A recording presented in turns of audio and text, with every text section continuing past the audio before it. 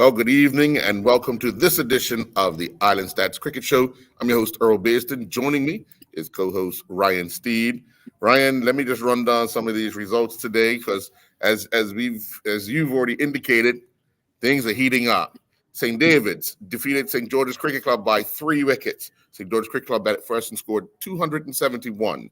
St. David's scored 272 for 7. Cleveland County won by 5 runs over Western Stars. Cleveland County were bowled out for 153 and then bowled Western Stars out for 148. Somerset Cricket Club won by 51 runs against Bailey's Bay. Somerset were bowled out for 221 and Bailey's Bay were bowled out for 170.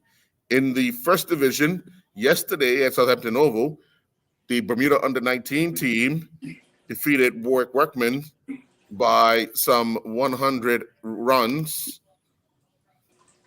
146 runs. Warwick Workmen would send the Under-19s to bat. They would score 246, and Warwick were all out for 100 in reply. And then today at PHC, it was PHC defeating Flats Victoria by 7 wickets. Flats batted first and were bowled out for 85, and PHC would go on to make 87 for 3. Those are the results we have thus far. So Ryan, let's just jump right into that rivalry across the water. St. David's, St. George's. St. George's went to bat first.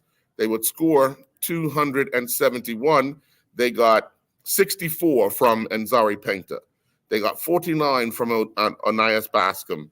The opening partnership between Orunde and Enzari was 35 and was dominated by Orunde, who had 25.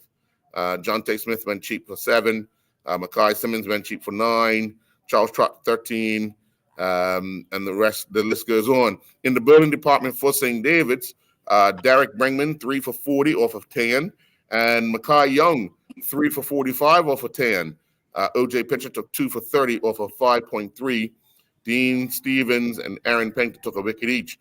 And then in reply, St. David's would get 94 from Dean Simons, opening bat. They got 39 from OJ Pitcher, 38 from Ricardo Bregman. It was interesting because they were at one point 271 for 5 and lost 2 wickets without scoring a run before they got that winning run off the last ball of the match. Oh, wow. So that's what it came down to, the last ball of the match. They got that winning run off of that ball. So your thoughts, Ryan, on that St. Davis and George's match? Yeah, I mean, I watched a good bit of that game. I thought St. George's may have fell a little bit short, and the reason why I said it, even though they posted a good total, late in the innings, St. George did run hard, but there was at stages of the innings, late in the innings, there was a little bit of lackluster running between the wickets. So I feel that they was probably about 10, maybe 15 runs short of what they should have got, simply because there was a bit of a laziness running between the wicket with the later order batsmen. But with St. David's, I mean, Dean Simons, he batted really well. I watched his innings. He made some really good shots. I was very impressed with what I saw. He got him off to a good start. He was confident. He rocked the gaps, cleared the ropes when he needed to. He got on top of the burden and just was focused throughout his innings. So, that's obviously that's what really hurt St. George's. They got off to a good start. Him and OJ Pitcher had a good partnership going, and OJ would have just probably guided him through his innings to make sure that he got the total that he got. 98-run second wicket partnership. Yes. Yeah, and if you look at Dean Simons' inning, he scored 94 off of 113 balls. He had 10 fours and 5 sixes. Derek Bregman came in late, 41 off of 36, 3 fours and 2 sixes. That was the only 2 and 1 other 6. Which was hit by Ricardo Bregman. Let's compare that to the St. George's innings. They only had a total of 5 sixes, but 11, 12, 16, 18, 23, 20, 25 fours. and Zari's had 7 4s and 2 6s in his 69 bowl run. I mean, his 69 bowls he faced, and Onias faced 59 bowls, hitting 4 4s and 2 6s. So St. David's moved to 2-0. St. George's moved to 2-1. Yeah, I mean, it's heating up now. St. George has lost the game. Hmm. So it's going to be interesting. Now that it's 2 rounds of 50 overs, I'm glad that the cricket board came to that decision to play 2 rounds of cricket. Hmm. It's going to make it a lot more interesting. Because at one stage we all thought that St. George was going to run away with the league title with only 1 round of 50 overs. But Right. now that it's 2 rounds, it's going to make it very interesting for everybody. Yes. Yeah. So I'm glad the board has come to that decision. It should be a good second half of the season once that kicks over. So it's good. It's good that we're getting this opportunity. Sure. When St. David's comes to St. George's, it's going to be again the rivalry between the two teams, and it's probably going to be in and around cup match time. So everybody's going to be pushing for a cup match spot as well. People's going to want to showcase their talent as well as cup match. Right. So it's good. It's good that the BCB has made this decision, and it's going to be interesting getting into the later part of the season. Right. Right. Well, let's talk about this Bailey's Bay Somerset game, because I believe Bailey's Bay have now lost 3 consecutive games. Am I right? Yes, the 0-3. They're off to a bad start. I mean, Yeah. I watched the Bayless Bay innings today. I mean, they got off to a good start. If you look on the scorecard, I believe the first 3 batsmen got good starts. I mean, Right. the boy Tavare, he got 50 odd. Yeah. Azande got Shirai 50, Courage Durham 50, and Zende 24. But I mean, those two had a 71-run opening wicket partnership. Then when they lost Courage, they were 129 for 2, and then Azende 149. But then Dalray went without scoring with the score on 145. Um, 161 for 5, and then when Terran went, they were 168 for 6. Kyle Hutzel 170 for 7, and McGlishan, 170 for 8. And of course, you indicated that they had 2 players injured during the match, so they only had um, you know 9 batsmen. 9 batsmen. Yeah, yeah. So the unfortunate thing for them, things are getting rough for them. But for Somerset, getting off to a good start. Well, not a good start in the game because they lost Jamal Proctor with 1 run on the board. Alex Dorr, the other opener, he went on to make 53 off of 75 balls with 5 4s. And new captain L.J. Richardson scored 56 off of 42, 4 6s and I'm sorry, 6 4s and 3 6s. There was only a handful of guys other than Isaiah Richardson and Kofi Robinson, as well as Greg Mabry. They were the only other guys in double figures. Dominique Sabir didn't score. Jerez Eve got 5, and Morrissey got 4. But they went on to make that 221, putting the pressure on Bailey's Bay. Dalray Rollins 10 overs, no maidens, 4 for 38. Shirai Tavares 10 overs, 2 maidens, 2 for 34. Johnson 4 overs, 2 for 47. Kyle Hutzel 9 overs, 1 for 41, and McGlishan 4.5 overs, 1 for 19. Where does Bayless Bay go from here? Ryan, in your experience, I mean, everybody looked at them as the title contenders last year, and this year with a similar team, they're not doing well. Yeah, I mean, Steven's not playing right now. He's had a lockdown on off the field. He is a part of the Bermuda Smash that just took place the other day, so he's not really Mm-hmm. had a chance to suit up. So his runs will be valuable to the team once he suits up. Rodney Trott, with work commitments, I believe he's not available right now. So Right. there's 2 of the key stalwarts for Bayless Bay that are not available. Or haven't made themselves available at this stage. And I feel, and Mm-hmm. then you got the young boy Walker as well. He's been Yes. out with a bit of an injury. I don't know who else is missing from the team, but them 3 players alone are the key key important players to Baylor's Bay team that are not made themselves available. But Right. with that said, they got off to a good start. I mean, I watched Cooley's innings. I didn't see the young boy Tavares innings. I got there late. But Cooley batted really well. He got his 50, but once he got his 50, he basically, threw his wicket away. It was a very soft out.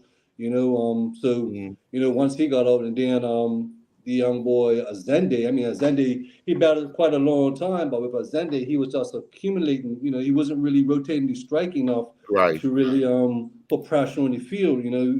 So he wasn't really rotating the strike enough. Once Taryn Frey came in with his experience, you saw it from, I was watching Frey. Frey was easily rotating the strike. It's something that the young boy Azende, should have been doing more of. But, so once,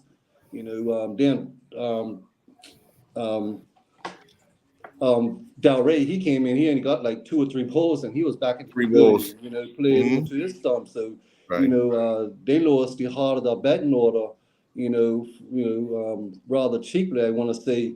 The young boy Proctor, he was just consistently putting the balls in the right areas, as well as the boy Dominique. He is burning pretty well. The wicket was taking a bit of turn, and with Somerset, with Baylor's Bay's spinners, as you said, Dalray got 4 wickets and somebody else got 2. That's 6 wickets right there. And Right. then with Dominique coming in and getting 5, so the wicket was taking a lot of turn. It was a bit of an awkward bounce as well, so it was kind of a bit difficult to play. But nevertheless, from what I saw, I just feel that Baylor's Bay wasn't rotating the strike enough, and it put a little bit of pressure on the middle order to late order batsmen. So I think that's where they choked, in my opinion. Yeah.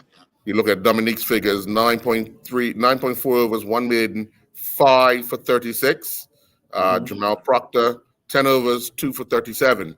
So they were the chief wicket takers with 1 run out. So yeah. But Somerset off to a good start. This is the first game of the season. They'll have their work cut out for them as well. It's always difficult when you have to play catch up, because you'll end up having to play Saturday and a Sunday, and it's about commitment or being able to get that time off, on a regular basis to make up for those matches. So, I mean, good luck to them, good luck to everybody, kind of thing. But we wait to see, because St. David's have a game to make up as well. With Somerset, actually, I'm quite impressed with that team, to be honest with you. They got a nice, young, exciting team. They got some really good youngsters up there. I mean, if they stick together, if Alex Dewar, Richardson, Proctor, Saber, and with Jordan, the ex-Cup match captain, the other opening bowler for Somerset, if them guys stick together, yes, them guys they'll be a very, in another year or two, they should be really competing for honors. They stick together. I mean, even this year, if they really stick together, they're young, they're aggressive. I watched them in the field today.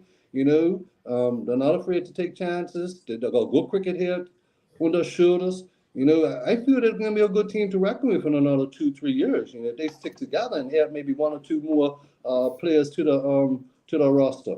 That's my view from what I saw today. And like I said, Jordan's just going to have to be. It's imperative that his input is valued in that team. What we're going to do, we're going to take our first commercial break. When we come back, we'll talk that Cleveland Western Stars match. We'll be right back.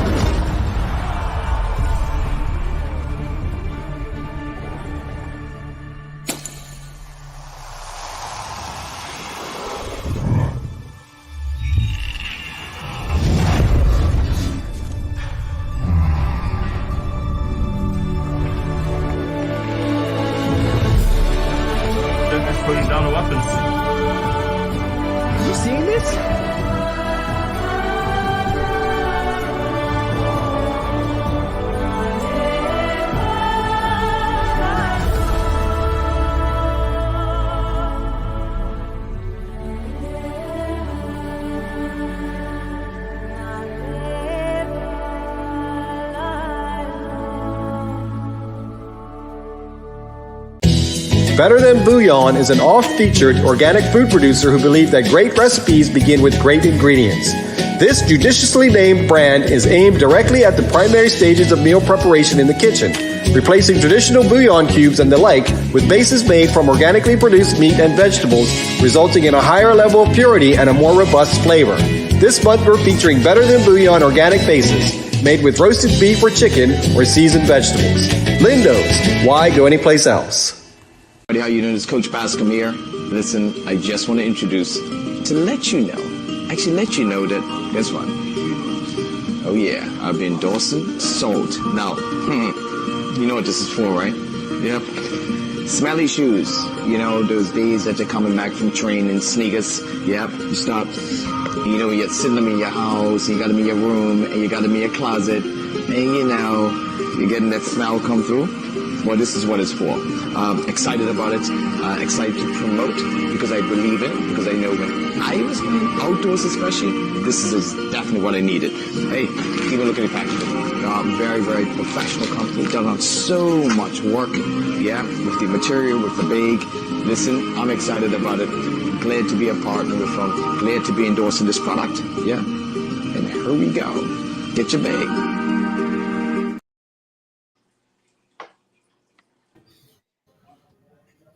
And welcome back.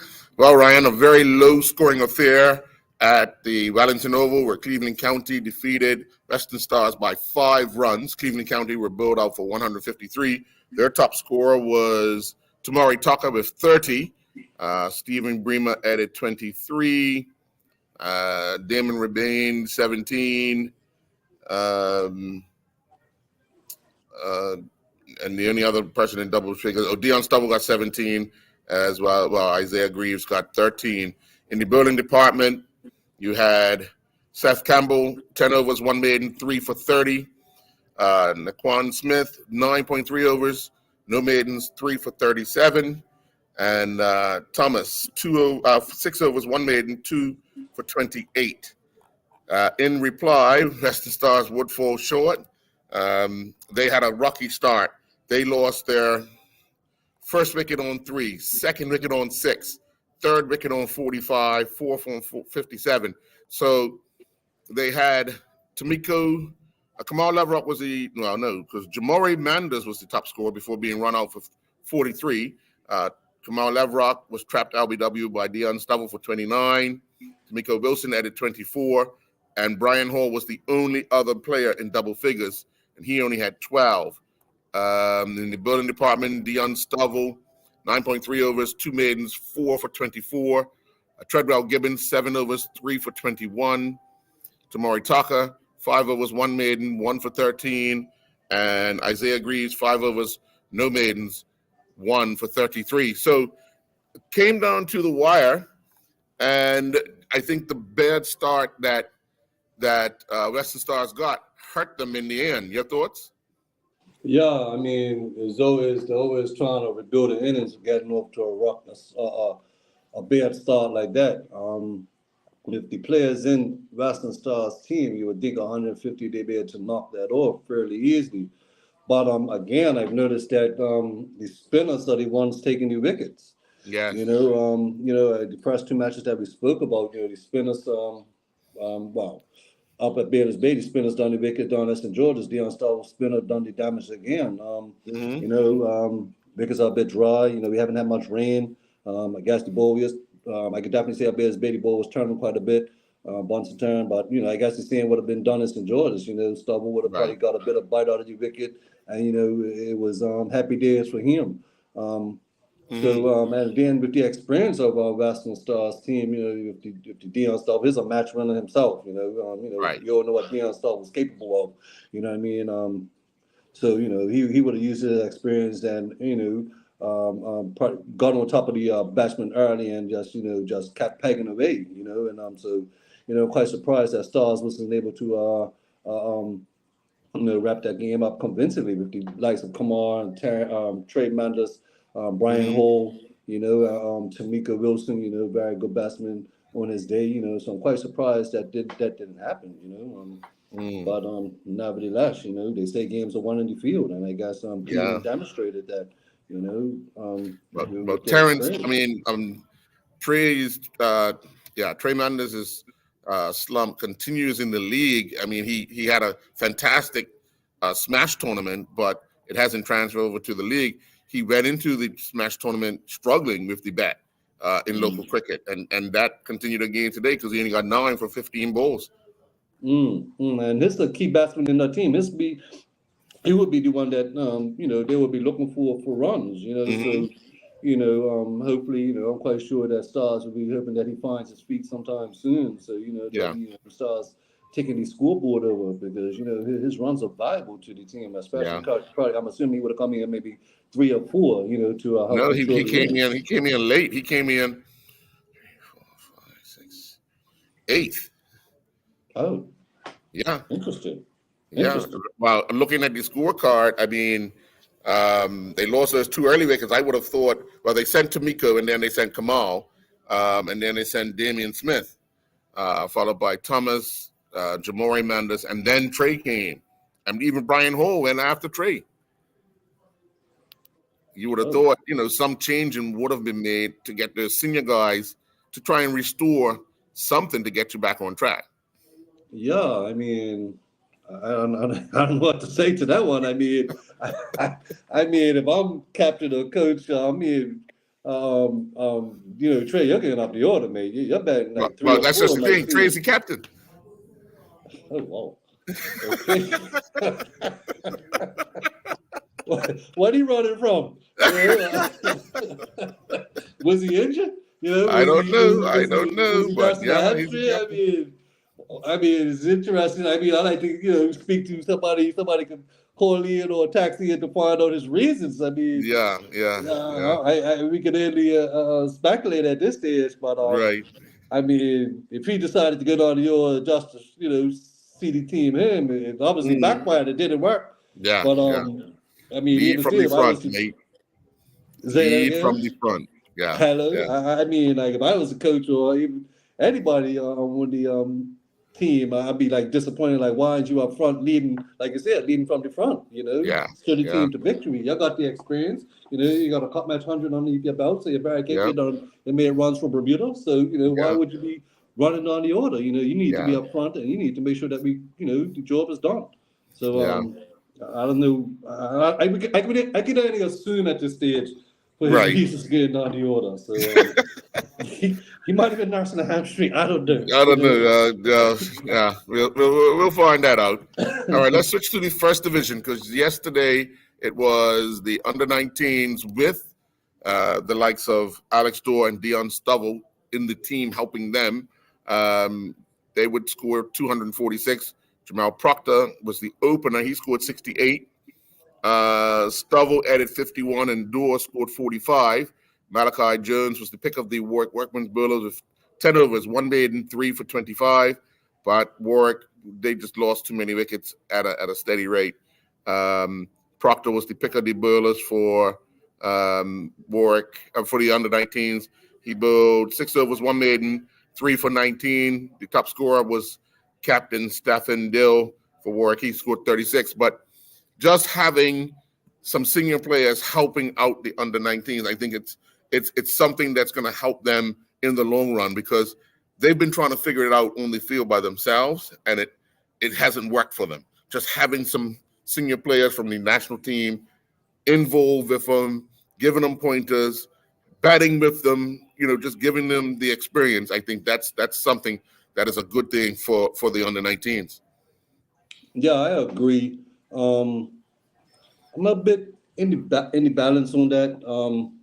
I agree that they do need some players of some senior players to help guide the under-19s because they're losing, and like they say, just like winning, losing becomes a habit. Mm-hmm. So I guess with the coaching staff of the under-19s, they made some phone calls. They've asked these guys to come play and be an example on the field for them guys. Okay, that's good, but first of all, in my opinion, I honestly feel they need to change the name of that from the under-19s to a developmental squad.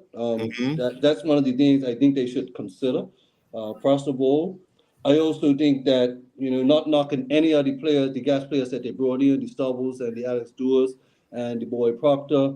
I feel that you should have your under 19 players Hmm. as well as some players between the ages of 21 and 23 who are on the cusp of making the national squad but are not quite there yet. And Right. bring them in and fill them in with them players and, try to build that program up because I personally don't know what is in store for Bermuda cricket right now in terms of international. I don't know if they have any tournaments coming up this year or later part of early part of next year. But Hmm. I feel that if we don't have nothing right now, this is a good opportunity to get some under 23s and blend them in with some under 19s and try to put a plan in place for the next 2, 3 years that can Right. help with these guys. But I also understand and I agree that these guys need to understand what winning's all about a bit to get that taste in their mouth, so that they can be encouraged more rather than discouraged. I have watched one or two of their games. They have got a few nice up and coming players. One player I watched Bill a week or two ago was the boy Enrique Minks from St. David's. The left Hmm. spin. I was very impressed with him. You know, I thought he built very well. He played well. His St. David's setup. I feel that if a young player like that, if he's not going to be playing regularly for St. David's and he's involved with the under 19s, that he St. David's or should like put him out on loan to a club where he can play more regularly because eventually he will come back to St. David's and it will benefit St. David's in the long run. Just Right. using him as an example. And then the boy is Shaquille Pitcher. Playing for Yes. Devon Chirac, he's from St. David's, and I've been very impressed. I've been following him this season, and he's been doing very good for himself. And a lot of that is to do with the fact that he's playing more consistently. Hmm. Because I feel that if he was, no disrespect to St. Davis or anything, but if he was down there just carrying water, he wouldn't be having the type of season that he's having. And like I said, I've been watching him, and the more he's playing, the better he's obviously gonna get. Right. So the under 19s, it's kind of hard for the coaches. I know, and the players, they want to bring in these senior guys to help them out.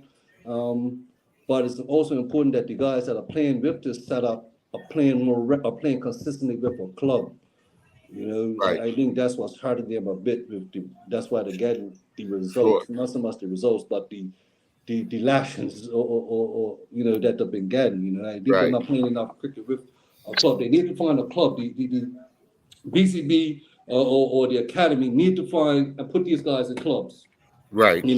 that they can play consistently. And, it needs to be a holistic approach that everybody has to be on board and have buy-in to this, for Bermuda cricket, for the sake of Bermuda cricket. Right. Right. So that's Right. my view on it. But Okay. Well, I want to say welcome to Doc Manders. Brian, you can get your question answered. No, Doc. Tough day for Western Stars. Yeah, it was one of those games where it could have been either way. Came down to the I wouldn't say the last couple of overs. Couple of decisions went away. I think that basically cost them the match, but can't dwell on that. They end up losing by 7 or 8 runs. It's one of those games where you got to hold on to your catches, and I think Cleveland held on to some good catches late in the game that probably won them the game. We noted that Trey had pushed himself down the order. Is wondering why what was behind that. Well, he had an injury. Oh, When okay. running half when he ran that half marathon, he had a blister. Oh. So he is hoping not to bet at all, but in the end he had to bet. And I think he had a blister on his toe or something where he betted on the order. But they had talked about that game plan before the inning started. So I was a little bit surprised too, but when he told me that then they looked at the injury, how the toe was, he decided to go on the innings. Mm-hmm. And what was behind Brian Hall batting so deep? I'm not too sure. Maybe they wanted to keep some experienced batsmen down at the tail. Right. And it kind of worked. and it didn't work because both of them got in and they got out. So, it's like I said, it's one of those things where, they was always, I won't say behind, Kamal and my nephew Jamori, they batted really well, Tamiko, but Right. they kept losing wickets towards the end, and they kept letting Cleveland into the match. Of course, there was some decisions there too, but like I said, that's part of the game. Sometimes you gotta take them, and in the next game, make sure you don't make the same mistakes. But in the end, like I said, catches. They got two brilliant catches that probably won them the game too. Well, we're going to take our second commercial break. When we come back, we'll talk Southampton Rangers and Somerset Bridge in the first division. We'll be right back. How you doing? It's Coach Bascom here. Listen, I just want to introduce, to let you know that, guess what? Oh yeah, I've been endorsing Salt. Now, you know what this is for, right? Yep. Smelly shoes. Those days that you're coming back from training, sneakers. Yep, you stop. You're sitting them in your house, you got them in your room, and you got them in your closet, and you're getting that smell come through. Well, this is what it's for. Excited about it, excited to promote, because I believe in it, because I know when I was playing outdoors especially, this is definitely what I needed. Hey, even look at the packaging. Very, very professional company, done on so much work, with the material, with the bag. Listen, I'm excited about it. Glad to be a partner with them. Glad to be endorsing this product. Yeah. And here we go. Get your bag.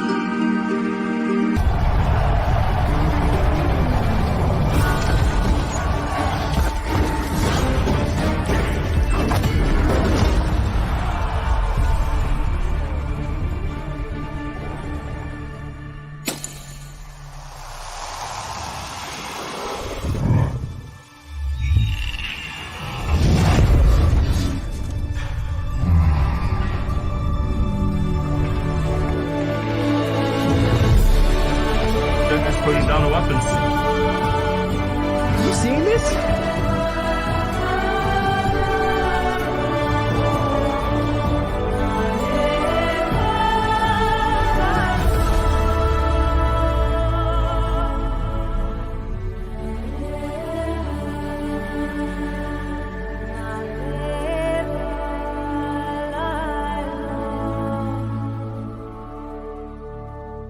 Welch's, makers of the world's best-known Concord grape juice, have been based in Concord, Massachusetts since halfway through the 19th century. We've often featured this unique beverage due to its impressive health benefits and bold, unmistakable flavor. Welch's has gone on to diversify their range over the years, successfully launching many new juice-powered products designed for refreshment and flavor. With the imminent holiday season in mind, we're featuring Welch's Sparkling Grape Juices, the ideal non-alcoholic party refreshers brought to us by John Barrett and Son Limited. Lindo's, why go anyplace else? And welcome back. Well, up at the White Hill Field, Somerset Bridge defeated Southampton Rangers by 7 wickets. Southampton Rangers went to bat first, and they were billed out for 128. Their top scorer was Michael Wellman with 23. Jamari Beach had 17. Dalen Richardson, 13. 15 from Dante Brengman. 12 from Mackay Jacobs. Guys got into double figures, but just couldn't carry on. In the building department, we had Sean Riley, 3 for 28 off of 5.4. McIntosh took 2 for 19 off of 8. That included a maiden. Donnie Charles, 2 for 26 off of 6. And Noah Woods, 5 overs, 1 maiden, 1 for 12. And Kareem Hollis, 4 overs, 2 for 21. And then in reply, Somerset Bridge would score 129 for 3. Sean Riley, the opener, was out for 45. The next highest was Samir Tavares, who scored 27 not out off of 19 balls. He had 4 sixes to guide Somerset Bridge over that line. We had Dalen Richardson taking 1 for 13 off of 4. Swain Campbell, 1 for 26 off of 6. And Lecan Scott, 1 for 17 off of 2. So looking at Somerset Bridge defeating Southampton Rangers, how does Rangers bounce back, Ryan? I mean, as I said earlier, like Rangers, with the guys with the under 19s, like they gotta really like the guys that aren't playing cricket or aren't playing for a club. They need to grab them guys and bring them into the like fields of like the Rangers and the Somerset Bridges.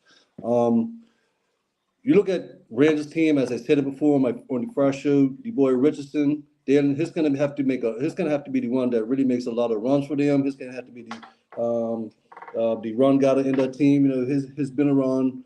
You know, he's been around Rangers in the glory days, so he understands the characteristics of what it takes to build an innings. You know, he's been around the Gennaros and the Dion Stobbles, the Malachi Jens. So you know, he's the key figure of that team. You know, so you know he's going to be one that's going to have to really like post big totals. You know, he's going to have to take the responsibility. You know, and if he wants to see his team post formidable scores, you know, so you know formidable totals. So it's up to him to really put his head down and bet long.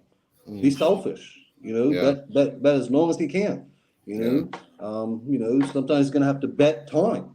You know, and just you know rock the gaps and you know run hard between the wicket.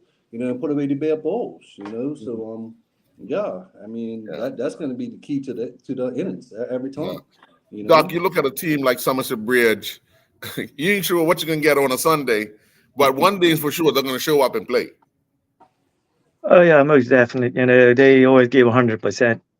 You know, one of these teams are unpredictable, but you know, in the first division, they can beat anybody in the team, and you know, I guess it's just with the day to day.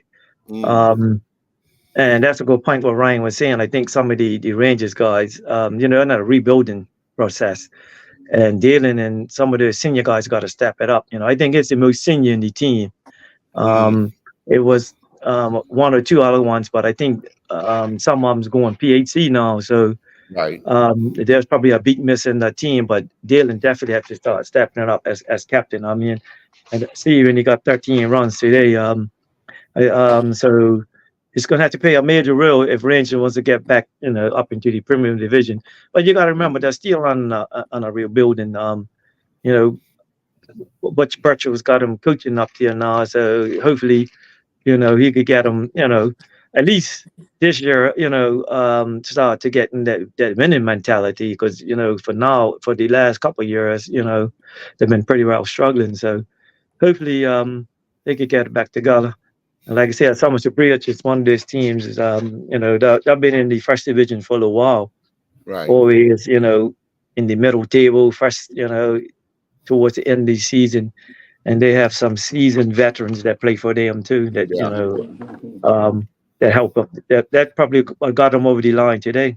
Then let's move to PHC because PHC defeated Flats by 7 wickets. Flats batted first and bowled out for 85.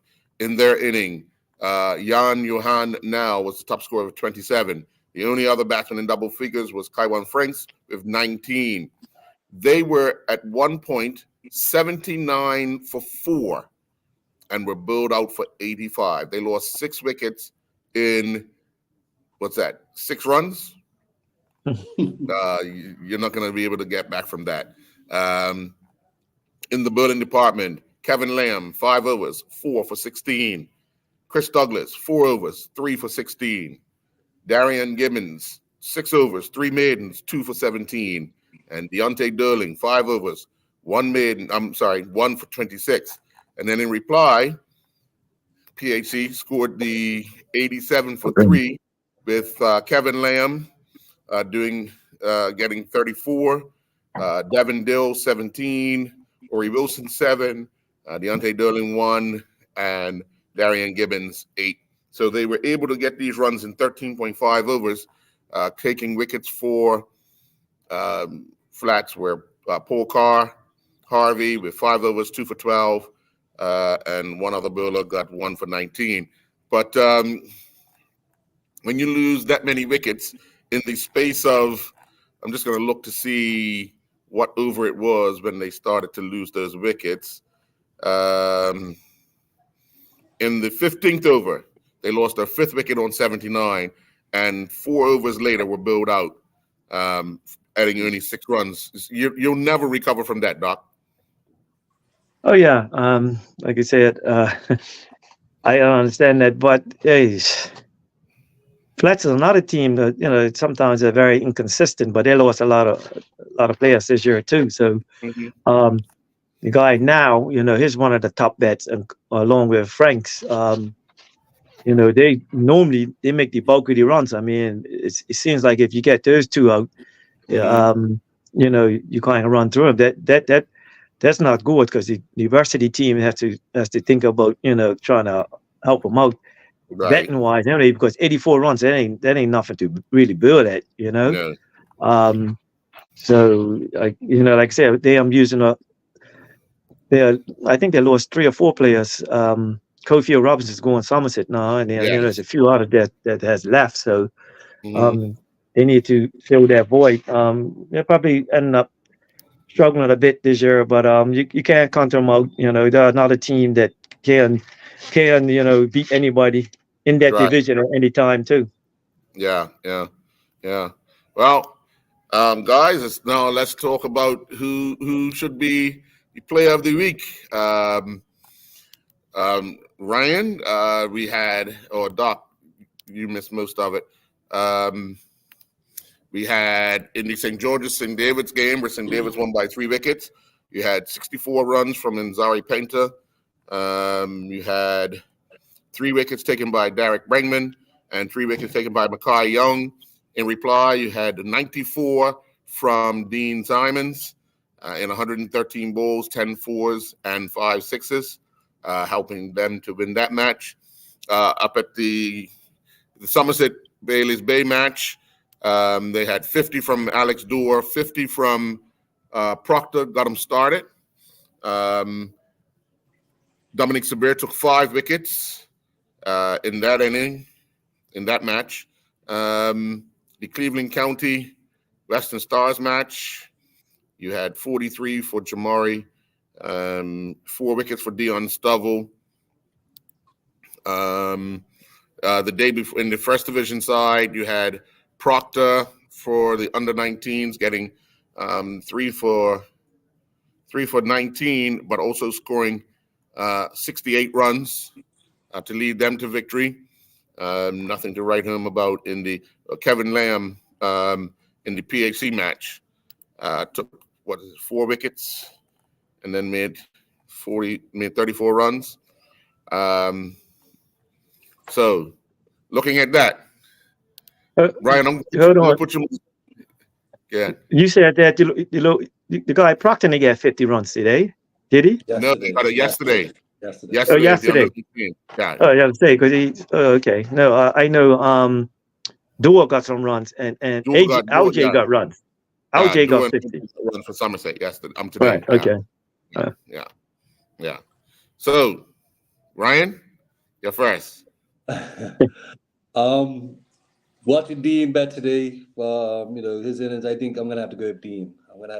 That was especially it was game of the day. I'm gonna go with Dean. Easily. Okay. So Ryan, since you was to that game, I know it was some other outstanding. Did Derek get 48 runs too and got 3 wickets too? Yes. I didn't see. I left. Derek got 41, and he got 3 wickets for 40 runs and 10 overs. Yes.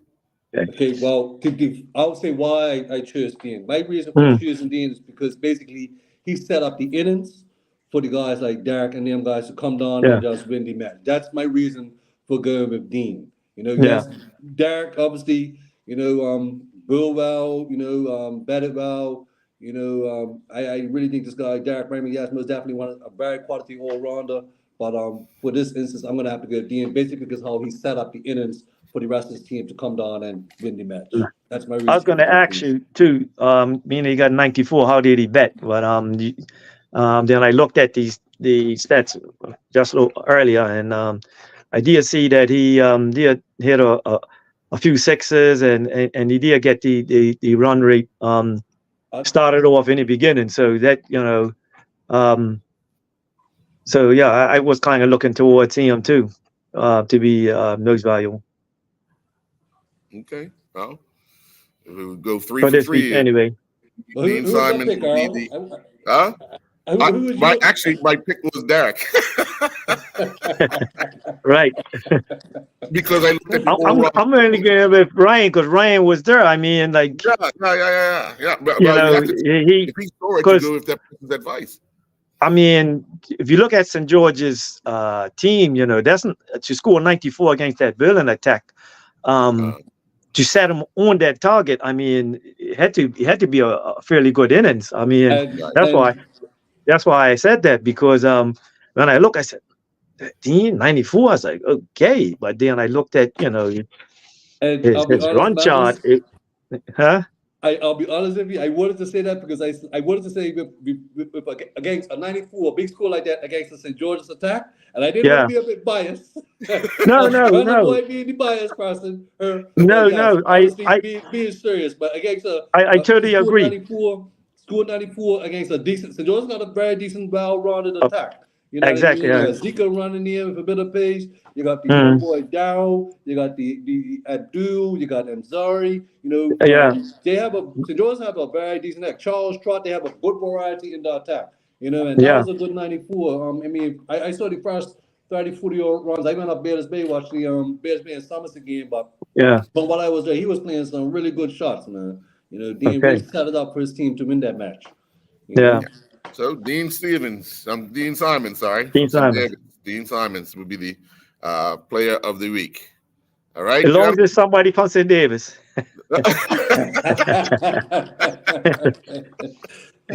All right, guys. Thank you very much for joining. We'll be back next week with another edition of the Islandstats Cricket Show.